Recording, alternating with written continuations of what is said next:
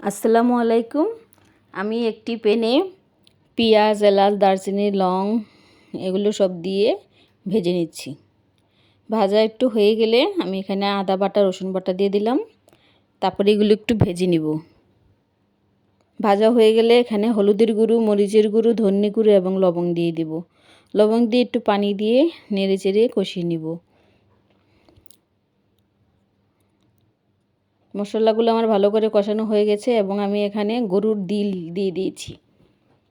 ডিলগুলো দিয়ে আমি এগুলো ভালো করে একটু মাখিয়ে নিচ্ছি, মিশিয়ে নিলাম। এখন একটু পেঁয়াজ দিয়ে দেবো, কাঁচা পেঁয়াজ, কুচি পেঁয়াজ দিয়ে একটু ঢেকে দিব।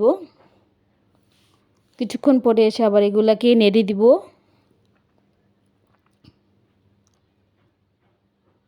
নাড়াচাড়া দিয়ে তারপর একটু ঢেকে দিব। কিছুক্ষণ পরে সেখানে আমি একটু আলু দিয়ে দিলাম। আলু দিয়ে একটু নেড়ে চেড়ে নিলাম। তারপর এটাকে আমি একটু ঢেকে দিব। কিছুক্ষণ পরে আবার চলে আসলাম, এসে আবার একটু নাড়াচাড়া দিলাম।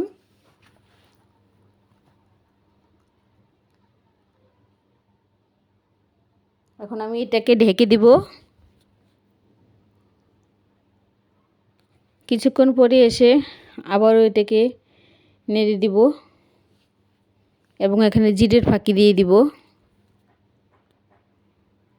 জিরের ফাঁকি দিয়ে এটাকে একটু ভালো করে নাড়াচাড়া দিব।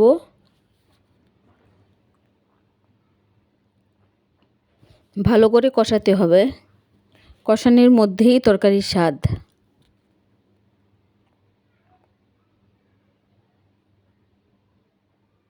আমি এখানে একটু পানি দিয়ে দিব। পানি দিয়ে আর একটু ভালো করে জাল দিব।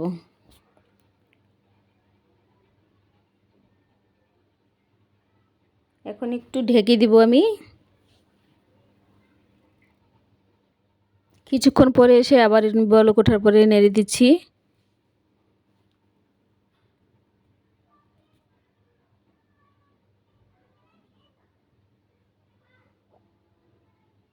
আবার এটাকে নেড়ে দিচ্ছি। ভালো করে নাড়বো আর ভালো করে কষাবো তরকারিটাকে। এখন একটু ঢেকে দিই। কিছুক্ষণ পরে এসে আবারও একটু কাঁচামরিচ দিয়ে দিলাম। কাঁচামরিচের ফ্লেভারটাও ভালো লাগে। কতক্ষণ পরে সেটাকে নেড়ে দিচ্ছি।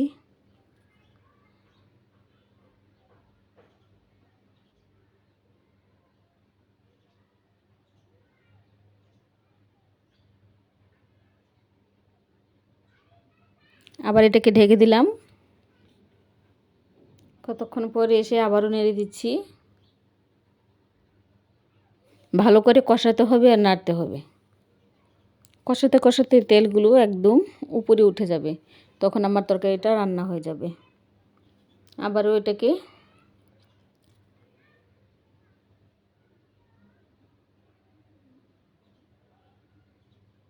দেখুন, আমার তেলগুলো উপরে উঠে আসছে, তরকারির তেলগুলো।